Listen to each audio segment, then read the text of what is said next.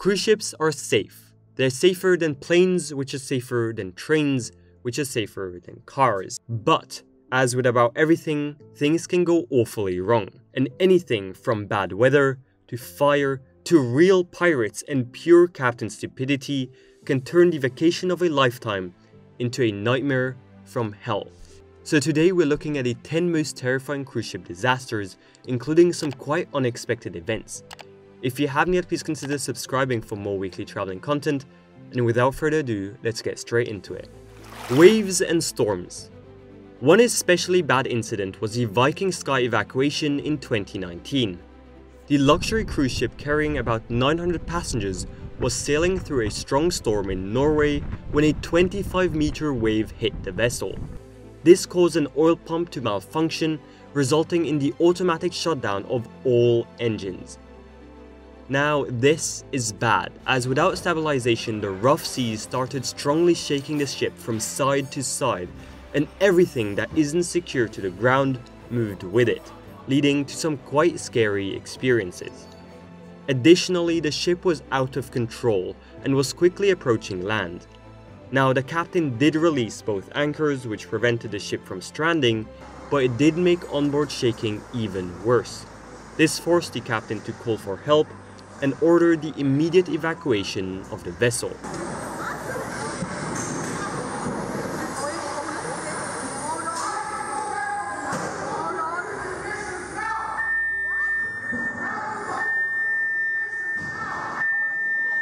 Lifeboat station.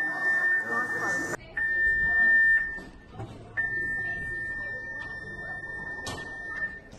Now here's the thing.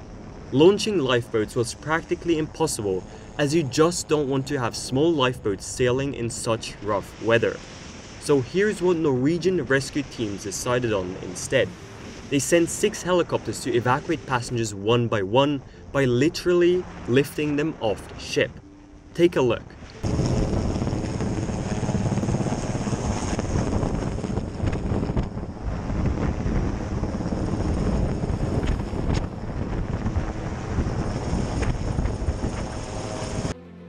Within the next few hours, over half the passengers were evacuated in a total of 30 helicopter flights. But as winds and waves calmed down, the ship's engines started working again. The vessel was safely towed into port, and miraculously, everyone managed to get off the ship safely and uninjured. Apart from large storms, another thing that can ruin your cruising vacation is a pirate attack. No, not these kinds of pirates, but rather these, Somalian hijackers. In November 2005, the Seabourn Spirit, a small luxury cruise liner with 115 passengers, was traveling off the coast of Somalia when the ship was attacked and fired at by 2 pirate speedboats equipped with machine guns and rocket-propelled grenades. Schießen? Echt? Ja. Na, was haben Sie davon?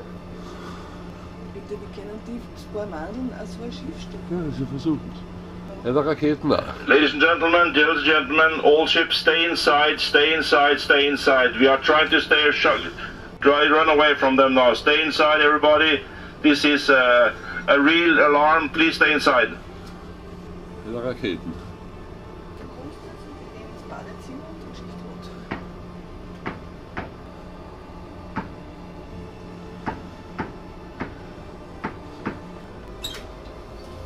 Würdest du jetzt endlich vom Fenster weg? They shot 2 RPG rockets, which then hit the stern of the ship, but thankfully no passengers were injured, and crew was able to repel the pirates with a specialized sonic device. The security officers on board were then even honored for the bravery by Queen Elizabeth herself. Next up, we have fire. Now, it might be counterintuitive to think of fire as a big danger on board, given that cruise ships are surrounded by water. But it turns out actually extinguishing an onboard fire is quite difficult. Onboard fires come in a variety of different ways. You have fires caused by passengers due to smoking in places where they're not supposed to. You have kitchen fires, and then you have engine fires.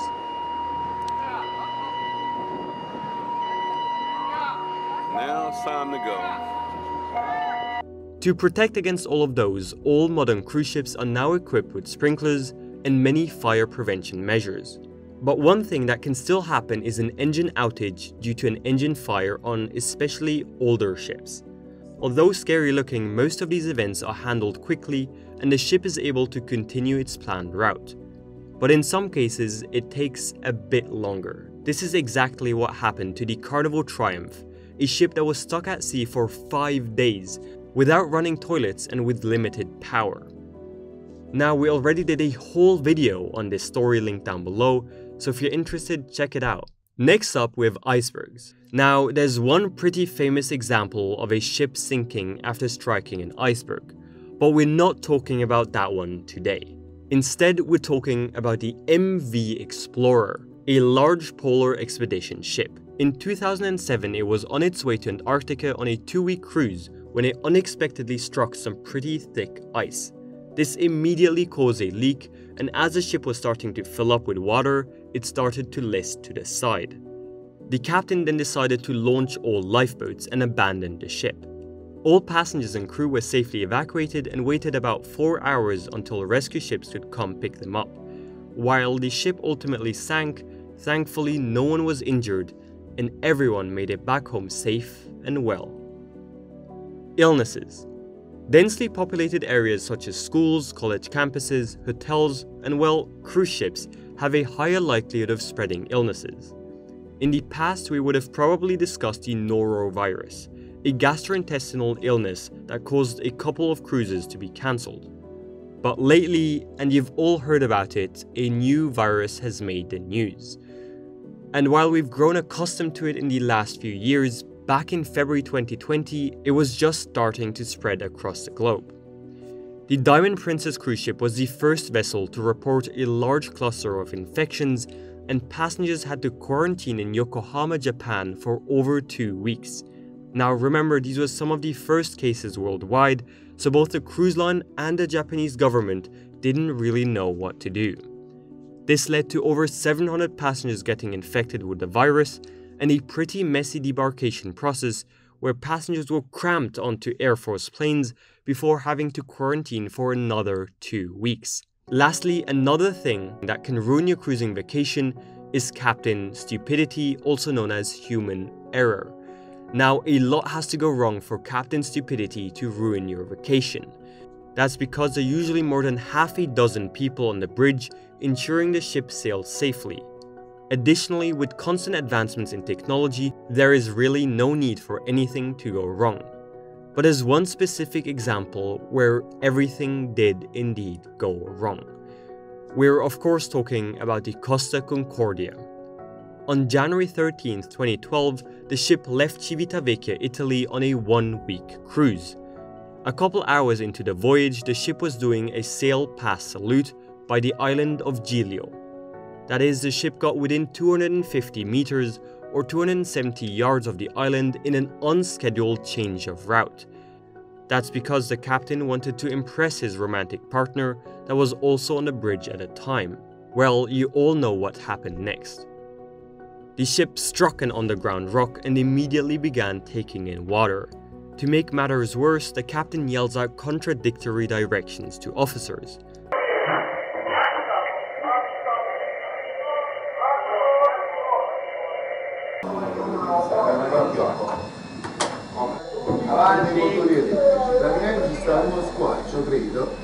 Additionally, when passengers begin to line up at the lifeboats by themselves, he doesn't seem to care and delays the lifeboat launching for another 15 minutes, all while the ship continues to list.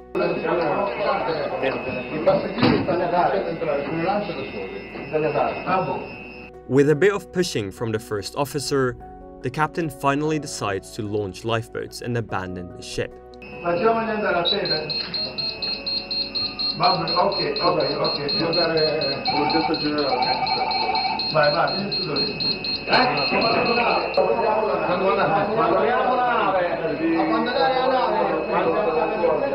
While most passengers are able to quickly board lifeboats and escape to land, some get stuck on board. But guess who's not there? The captain. He was one of the first to leave the vessel and claims to have fallen in a lifeboat. But the Italian Coast Guard, which is now in charge of the rescue mission, was not very pleased with Captain Schettino's actions. Lei quella biscaccina la percorre in senso inverso, sale sulla nave e mi dice quante persone e che cosa hanno a bordo, chiaro? Mi dice se ci sono bambini, donne o persone bisognose di assistenza e me ne dice il numero di ciascuna di queste categorie, è chiaro?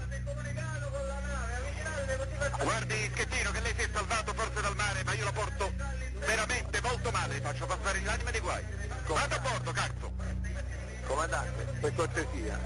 Che sta facendo, comandante? Sto qua per coordinare i soccorsi. Che sta coordinando lì? Vado a bordo, mi coordini i soccorsi da bordo. Lei si rifiuta? No, non mi sto rifiutando. Lei si sta rifiutando di andare a bordo, comandante? No, sto andando. E mi dica qual è il motivo per cui non ci va. Sto andando perché ci sta l'altra lancia che si è fermata. Lei vada a bordo, è un ordine. No, ma si rende conto che è buio e che qua non vediamo nulla. E che vuole tornare a casa, Schettino?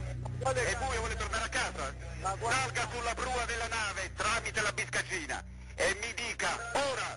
Captain Schettino never went back on board. A total of 34 people ended up losing their lives, making it by far the worst cruise ship accident of this century.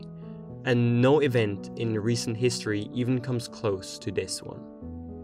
But although all of these stories are truly horrifying, they're not unique to cruising. We have similar stories with planes, with trains and cars, but there are two things which really stood out while researching the worst cruise ship disasters. Firstly, with the exception of the Costa Concordia captain, we've seen immense bravery shown by crew members. From fighting off pirates with a sonic device, to leading an incredible rescue operation in Antarctica where no one got injured, to preparing food and entertaining guests while the ship is out of power and in the middle of the ocean, most crew members have shown incredible resilience when it finally came down to it. Secondly, it's quite astonishing how few of these worst cruise ship disasters actually ended up with fatalities. Had we discussed the worst plane crashes, we would have talked about hundreds of lives lost. But the cruise ship fatality rate, even in the worst circumstances, turned out to be incredibly low.